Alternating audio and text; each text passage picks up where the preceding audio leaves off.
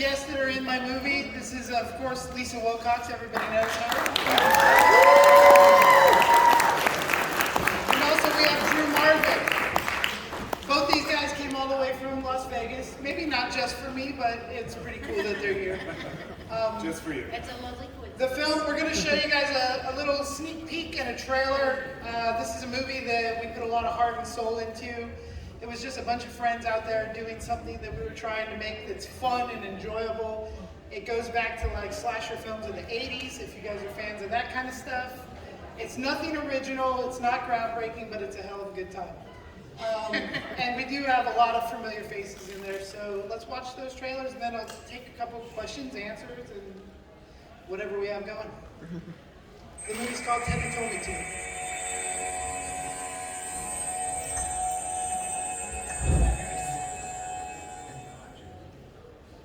Jenny, you just sold the haunted house. Hopefully you'll feel like this is a family and not just some fun Halloween job. Why do we push it down anyway? You put on a bear mask. You killed the lady. Actually killed here. Did you just say there were real murders here? Just completely legitimize everything we're about to do with the true and terrifying backstory?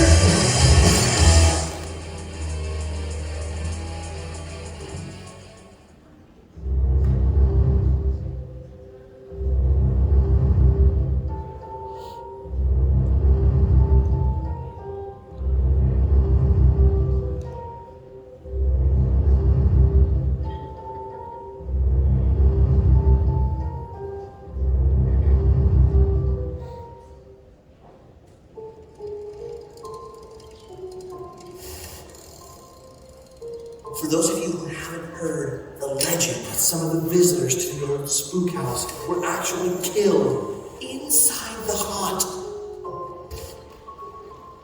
Hello?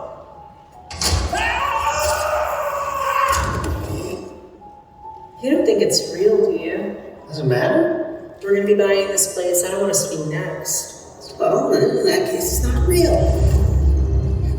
Ken, I knew I had to come up here to check it out for myself. Set you guys up with the most killer security camera system in the world. So, will the real Teddy come back to kill more people?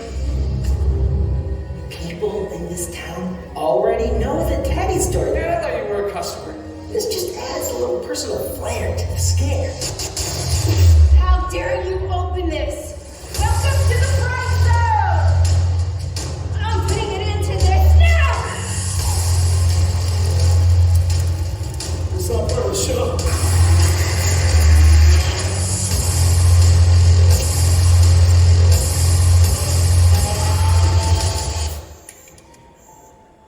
Danny said he escaped. You know what? Danny doesn't know everything, and we are perfectly safe here at the haunt.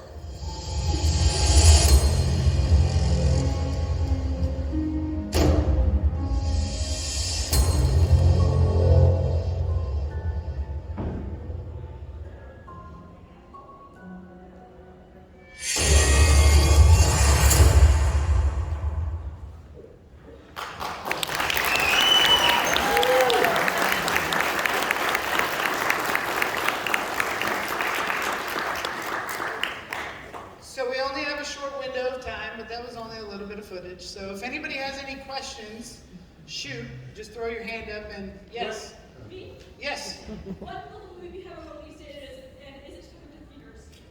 We are in the festival stages right now. So I'm submitted to 20 different festivals and we should hear back by August 20th when and where. I do know that we'll be premiering in Las Vegas the Friday of November 2nd to 6th, so I don't know which day that is, but you guys aren't in Vegas. But we are submitted to the Chicago Horror Film Festival as well, so hopefully it comes. For Lisa, God, you're gorgeous. She is? Oh, nice. Stunning.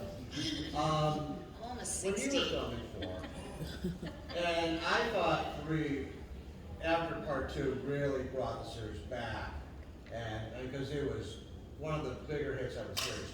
Did you know how big and successful 3 was, even though it's already a successful franchise? And what were your thoughts going into it and knowing that some of the people from 3 were going to be in it? Did you think that even though you were the headliner, that they might take your spot, or just were, how did that all work out? Well, I've been a fan of Nightmare on Elm Street since it came out, and I've been a horror fan since I was little. So to become part of Nightmare 4 I was ecstatic, and the whole cast is just lovely, and I was super excited, and I didn't have any scenes with him, but I've always had the biggest crush on Rodney Eastman, who played Joey in Nightmare 3. You have no idea, and he knows it. I still have a crush on him, even though he's married. Anyway, so yeah, I didn't experience any animosity or anything like that from the cast from 3 into 4. So, as far as I know, we're still a big happy family. Were you a fan of 3?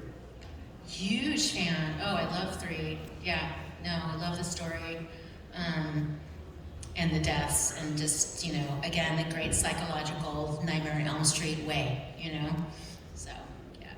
Thank you. You're welcome. Yes. How did it feel to be the only one that survived both of your episodes? Because you did 4 and 5, and you made it through successfully. Yes, Alice lives. Alice kicks ass. It feels damn good. Do we have any other questions? Yes. The clip said that the character was based off of a sci-fi channel. So I was on the reality show Face Off on Sci-Fi Channel, if anybody's seen it. Yes! Oh, you heard of it? About 12 years ago, I was on 7 out of 8 episodes of season 1, and I kicked some ass on a villain challenge that Sean Cunningham actually was the guest judge on, and I created this teddy bear character called Teddy Told Me To, and that's where the block letters come from too. But yeah, so 12 years later, I'm ready to make my directorial debut, and I thought nothing better to visit than this character that I already know there's some love for, so he gets his own story. Cool. Yeah, I was commenting on the black letters. It's very clever. Anybody else? There's the one over there. Yes. So, Face Off didn't only not let us keep everything we created, they also threw everything away.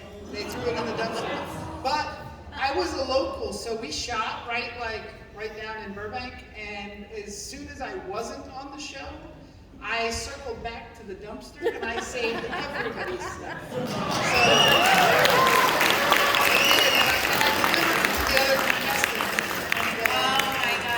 Garbage collector. The yo-yo that we use in the film is my actual yo-yo from the show. And then other than that, the character's completely redesigned. I mean, he looks the same, but he's an old man. There's no prosthetics because I was a little bit nervous about legalities with the show. Cool. Anybody else? Yes. Yeah, I saw Felissa Rose in the trailer. How big a role did she play? Felissa Rose plays a very important role. We only shot with her for one day, but she's littered throughout the movie through Flashback and stuff. She's part of the origin story and very important, and a great friend of mine. So she was happy to do it. And she's great in it. She's good. She's very emotional. She brought that NYU acting school that she does so many of these movies where she gets thrown in for a cameo, and sometimes she just shows up and does Felissa, but she's not Felissa in this. She's an abused wife, and it's pretty emotional. Yeah. All of the cameos we have C.J. Graham in there. We have Warrington Gillette, Felissa Rose, Trent Haga, of course Lisa. They're all my friends too, but nobody phoned it in. They came and they gave it their all, and it really amplifies the quality of the movie because it doesn't look like we just went convention picking. It looks like we brought a really killer cast together, kind of in the way Rob Zombie does it, and I love that. Anybody else? Yes. What are your thoughts on a show like Face Off coming back? Because I know the series was sort of unceremoniously kind of canceled. Well, I loved being on the first season. I got forgotten by the 5th season, you know what I mean? So now that it's gone, if it were to come back, I think it's great for makeup effects in general. It keeps practical effects in people's eyes. I run a museum in Las Vegas called Tom Devlin's Monster Museum, where my goal is to preserve the art and history of practical effects.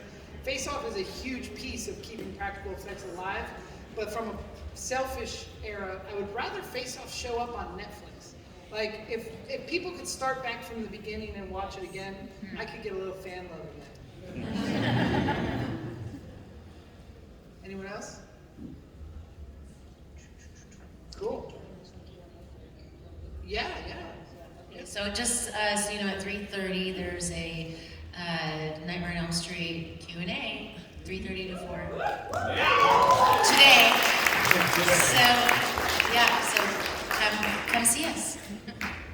Thank you guys all, and tell the world about our little movie because we're trying to build a cult classic here.